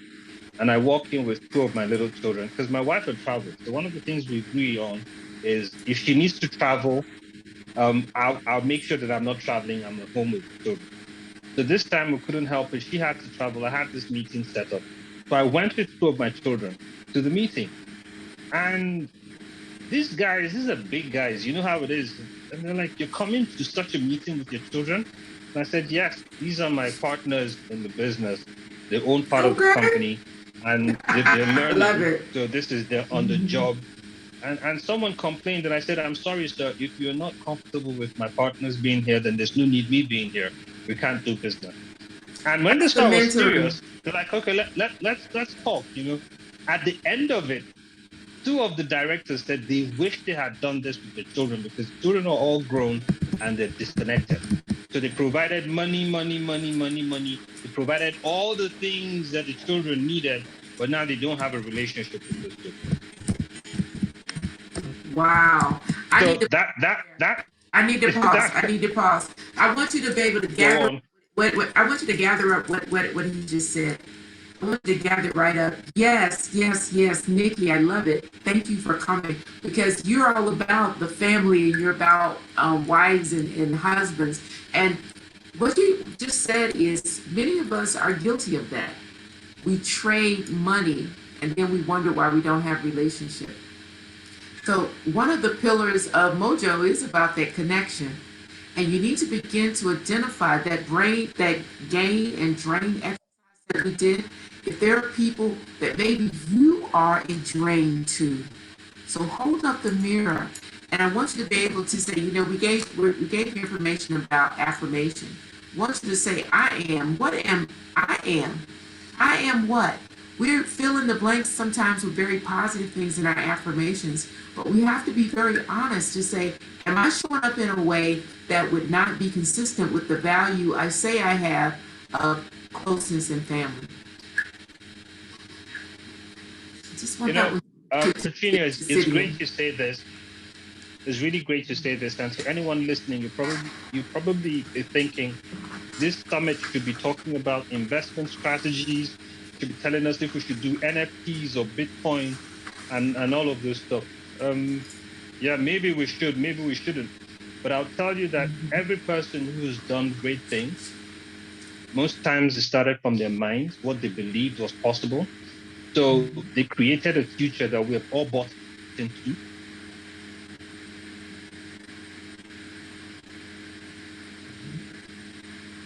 And you can also create a future that other people can buy into. That means that secondly is that money is, you need to think, are you working for money or is money working for you? If you're working for money, you have a wrong relationship with money. It doesn't matter if you're an employee. At the end of the day, when you have deployed yourself to your work and you get paid, that thing that you get paid, do you put it to work, or is that where it ends? You're stashing it, you're accumulating it, or you have not learned to deploy it as a tool. Everybody, you know what to do with the hammer in your toolbox. You know what to do with nails. You know what to do with the remote control. These are tools. What do you know about money as a tool and not money as the end game?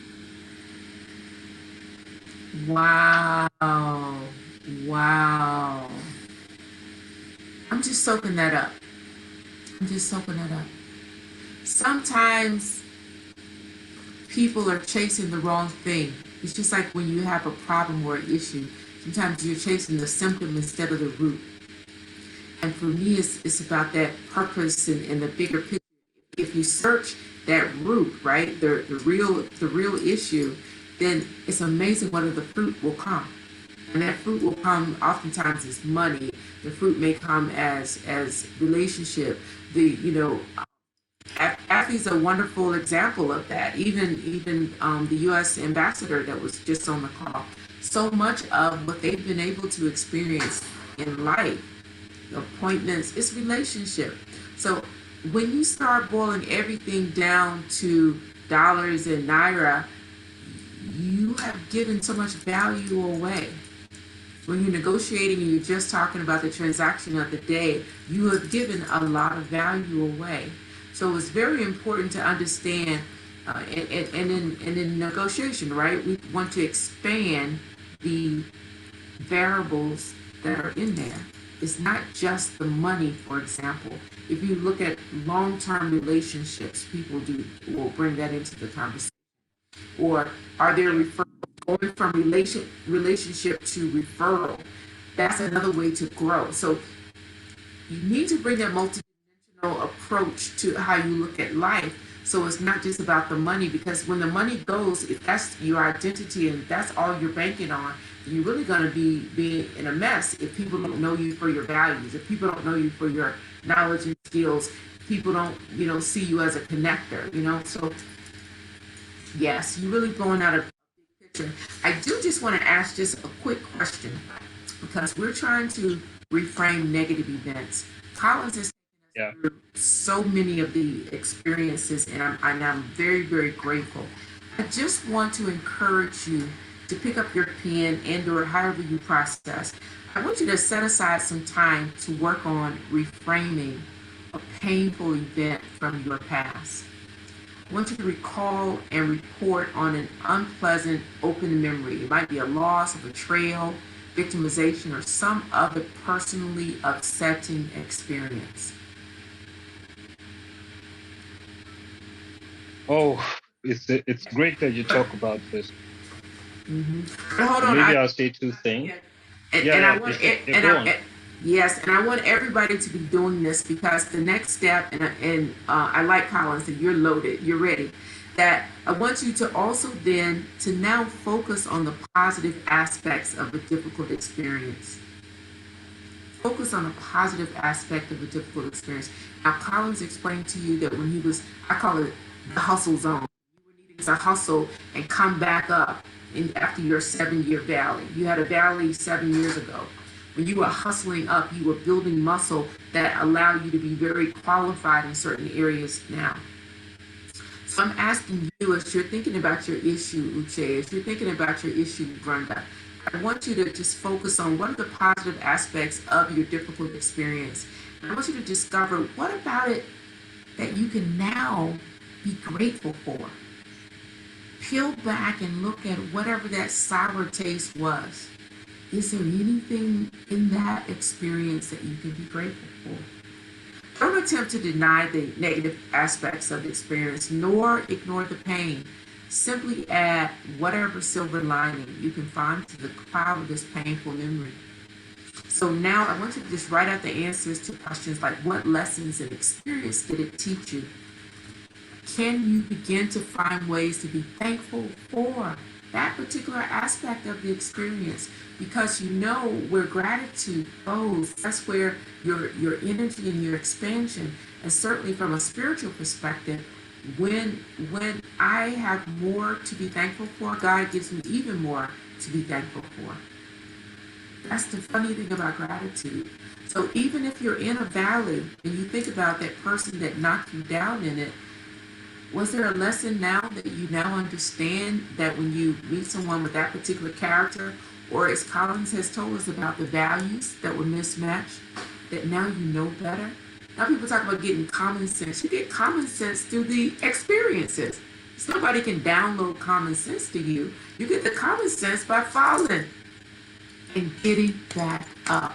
So I want you to just look inside your heart, look inside your head, and if you can think of any situation, I just want you to type yes in the chat to see, this is about reframe. This is the step-by-step that you take to reframe. If you think that you're somewhere that you can't get out of, or that too much has happened in the past, I want you to just look now with a different lens, and that lens is called gratitude. So as you prepare your mind, I'd love to hear from Collins, because I think he probably has some examples to share for us. But that's what I want you to begin to process for yourself. Oh, yes, we have a feedback form. Oh, yes, please grab the feedback form. It's been put into the chat. Please grab it, because we believe in PDCA, right? Plan, do, check, act. Plan, do, check, act. So we want that to see what you liked and what we can make even better. Over to you, Collins, as they think about their experiences. Oh, yeah. As you think of your experiences, you might begin to feel pain. So that makes me put experiences in two categories. We do not deny our wounds, because our wounds sometimes have scars. Often they have scars. But the question is, when the scar has healed, you remember that this happened to you. So probably do not ride your bike without a helmet, or don't drive at a particular speed. But when you touch it and it's still sore, that means the wound has not healed. You're still hanging on to it. You have not gotten the experience. That's dangerous. That is dangerous, because that's a lesson that is worth more than $1,000. It's worth more than $1 million. And no one else could have learned that lesson but you. And it's meant to be for your unique experience and your unique presentation to the world. So these things that happen to us are meant to be what builds us up. But when you hold on to it, it holds you down. So imagine that I'm stuck to this chair. If I'm going to rise, I'm going to have to carry the chair along with me, and there's certainly places that I can't go with it. The same thing, if you're hanging on to that past instead of learning from it, then there's no way gratitude can come. Yes, there's no I'll give you grateful and spiteful at the same time. There's no way to be grateful and angry at the same time. And I love what you said. When you hold on to it, it holds you down. I'm going to be wrapping up in just a minute. So if we can come with some closing comments, I'm going to love to hear from the audience about anything that is reframing for them. Okay. So we hear from the audience first, or I wrap up? Okay. It holds you down. Is there anyone in the audience that just wants to share? Just want to share. So Nikki, you're sharing just to me. Go ahead and share it to the everyone. I'm loving this. Yes. You are so right. Don't teach from your wound, but teach from your scars. Oh, she said a word there. I love it. Teach from your scars. That means that you've got to go through a healing process. And a lot of healing processes are not a fun place. But that's how you get that common sense. Evaluating experience is the best experience because that's when you can grow from. Experience is not the best teacher, otherwise we wouldn't repeat the same mistakes. There's a saying that you keep going through that same experience or getting that same type of lover or getting that same type of friend or choosing that same type of job because you didn't learn the lesson that you were supposed to get through it. Some of us are being victimized in our jobs. Some people have horrible bosses, horrible, toxicity. One of the things that I know Valide is going to hit for us around boundaries is that in the toxicity space, we own part of that. We need to make sure that people are not treating us in a way that is not acceptable to us. That's some of the experiences that we have. And when we are assaulted, the learning needs to be, okay, what boundary do I need to draw? Because as long as I let them keep crossing and I'm hurting inside, but I'm not changing any rules of engagement, then really isn't that on me? So I want you to be looking at some of these situations that hurt when you were going through it and checking whether it's still a wound. So thank you, Nikki. Or if it's a scar. Thank you, Collins. If it's a scar, you need to look down at it and let it remind you of what you gained through that experience. Coming to you, Collins. And we'll be... Yeah, because I want to give a commercial for tomorrow. Okay. So I'll just say thank you, everyone, for listening and giving me the opportunity to be a part of your life, even if it's for a minute. Because you could give me money and earn that back, but right now, what you're giving me, your time, you can't get that back from anywhere else. So I would encourage you to make use of what you've heard so that it would not be a waste of your time. Now, here's the thing I really want you to think about is that overall, learn to disagree without being disagreeable. That means I can disagree with, it's okay to say where I am at right now is not okay. But that does not make me annoying. That does not make me overbearing. It just means that I don't like where I am and I'm going to have to change it. So I learn from it and I change it. So you're in a job, you don't like your bosses. Okay, fine, you don't like what you're doing. You don't need to be disagreeable, but you can disagree with what you're doing and learn from it how not to be that kind of boss, because one day you will be. One day you will find yourself in that position of authority and influence. And if you've not learned anything from that, you would end up being the same way. I just want you to do this, right? Just do this with me wherever you are. Okay. When I say one, you open the hand.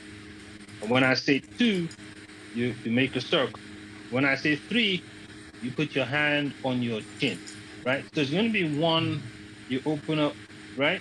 And two, you make this. And then three, you put your hand on your chin. So are we good? All right, one, yes. An open palm. Two, hold on. Hold on a minute. Can we put us on the screen? Put us on so we can all see it. Okay, all right. Fine. Come on, camera. I think this will be a nice one. All right, so we're practicing. One. All right. Two. So one, all right, two, a circle, and three, hand on your chin. One more time. So hand, circle, two, and then three on your chin. All right, so you're going to do it on your own. One, That's it. Open palm. 1. Beautiful. 2. Circle. 3. Hand on your chin. Hand on your chin. Okay, keep it there. Keep it there. Is that your chin? No. I was wondering why you were saying. All right. This is your chin.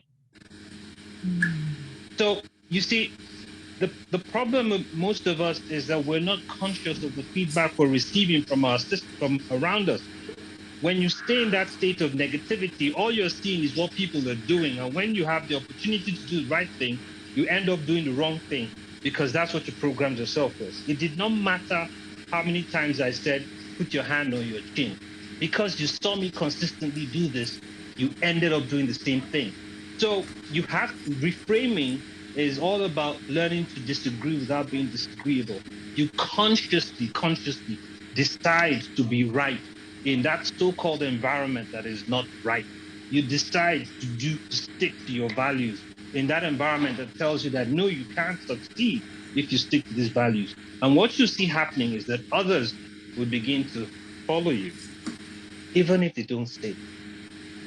Even if they don't say it. And I end with this story. One of the people I worked with after a couple of years called in those places that I thought I'd been rejected, called me and gave me a job to do. And when I asked why they gave me the job, he said, because you're the only person we know who won't cheat. Every other person is going to give us a substantial job or not get the job done, come back and say they have a variation, or the other guys are going to do it for this reason or that reason. You're the only person we know that is neutral, that is just going to get the job done regardless of what anyone thinks. So we called you to do it. And that took 7 years. So if you want somebody who's going to get the job done, you know to call Colin. It may take you a while to get it done. So I want to thank you for letting me into your space. Oh, thank you so much. Can anybody see why he's a Mojo hero? Can anybody see that he's taking the strengths, putting them into action, and that's what power looks like? And then he's focused enough to know what his purpose is and what his values and vision is, and he gets results over time. When you move in power and productivity, that's how you get to be a Mojo hero. So thank you very much for showing up. And Nelly Silva, thank you very much for showing up. Did anybody get some value? I'm just wondering, did you get anything that you want to take away? I'm looking for you to just bring in the chat. And see how we're doing. Okay. My goal was to do less is more. My goal as we designed this program was to give space to breathe. Time for people to have comments and connect with one another and actually network. So in our breakouts, maybe we're gonna do the breakouts toward the front of the program tomorrow. So please come early. It's a great opportunity to meet and greet and get to know people. And what I would love, Collins, if you could share your link in the chat for these wonderful trade missions that he goes on. In this trade mission, business connection, all of those things are very important. Morocco, I mean, this guy's all over the world, but he has a vision for inter-Africa trade. And I want you to know that just that agreement being in place is not enough to make it a reality. So thank you very much, Collins, for carrying that flag and bringing agricultural businesses up in just growing business in Africa. Now, tomorrow, our lineup is going to be, first off, we're going to just do a recap from today. So I want you to be thinking about what are your highlights. What I want you to also be doing is kind of taking a picture of yourself while you're in the program. And please post. We are at the Mojo Summit. We're climbing the mountain. We're climbing. We're learning to climb. We're going to the next level. So please post and share. If you thought it was some value here, please tell friends so that they can register and come tomorrow. So we're gonna have Gladys Ekwai and Dr. Patrick Ejaweri. They're gonna be doing mind and body. That's gonna be a breakout So you go to, you'll have to choose the workshop you're going to go to, and then we're going to come out. Thank you, Jamin. Then we're going to come out and share with each party so we can have shared learning. Now, there is a Mojo Wellness Questionnaire audit that if you haven't received, you'll be receiving today. We want to encourage you. We forgot the poll questions. Oh my goodness. All right. So there are poll questions that we want to get you to answer real quick before we close out. There we go. So if you can, just click for us the intention number 1, because we went over intention today. Please choose with that question. If your answer is never, hit 1. If your answer is rarely, hit 2. Sometimes 3, usually 4. Are you able to act? Oh, that's me. Okay. Okay, and the next question, just go down, is you can read the question. I get personal satisfaction and enrichment from my work. I have a chosen job. And then we have number 3, I'm able to balance. Now soul. Now the soul pillar, we have a recording from Reverend Sherry that will be showing on the Afterglow program on Wednesday. So I'm going to invite you to come and attend that, where we'll also be doing the connection pillar with Amaka Chibuzo Obi. All right. Are we able to see the results of our poll? All right. Let's see how we polled. Because what we're at, and this is a mini audit. When you fill the larger one that you're getting in your mail, then you'll be in a position to have a sense of how you're showing up. If they're low scores are going to be what you want to move away from, and what those will do for you is when you sign up for the 20-minute wellness coaching with me, you'll be able to go through, and what we're trying to do is take you to a higher mojo level in your wellness. That balance equation is how we begin to show up as heroes. All right. So our last thing we're going to do today is just go through the poll, and if there's any requests for tomorrow. How did this go for you today? Did you get some value out of it? You can give me thumbs up. Oh, in the feedback form, we need for you to fill the feedback form, and we need any type of are there any other? I want to thank my team. My team has been awesome.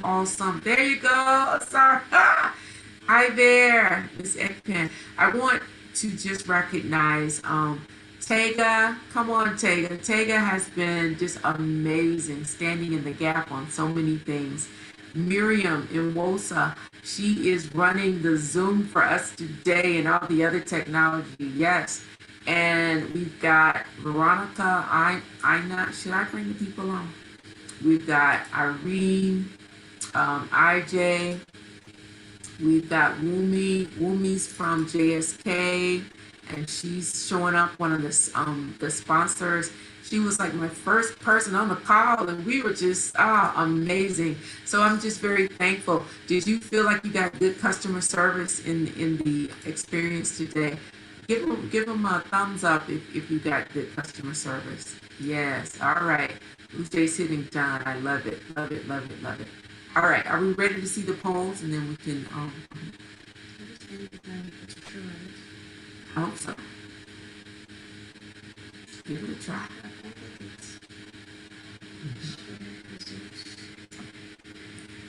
All right. So we've got intention in terms of financially, 41% sometimes, 24% usually. Okay. So that's okay. That's a data point for us. Keep on going. What's the next one? Okay. The next result is intention number 2. I get personal satisfaction and enrichment from work. I've chosen a job role that I enjoy and that matches my values.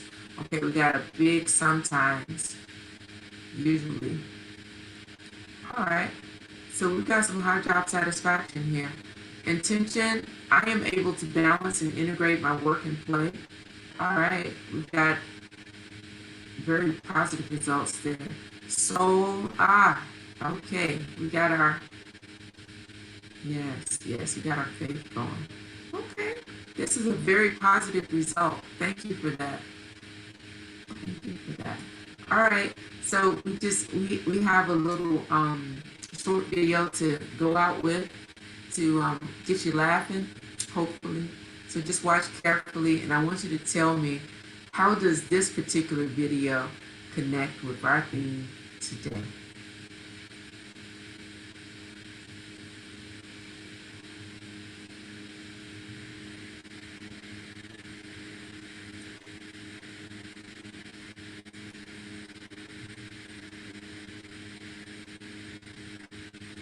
Give us a thumbs up if you can hear. Curse just rifling. Sometimes, as much as you try to fight the whole change and aging process, sometimes things happen that is so strong in your face, just smacks you dead in your face, that you just have to go, okay, it is what it is. It's a true story. I'm coming out of the mall, right? Walking out of the mall, and I'm just digging through my purse, just rifling through my bag. And I'm talking to my friend, and she could tell that I was distracted. She's like, Wanda, are you listening to me? I was like, girl, I'm sorry, but I think I left my cell phone in the store.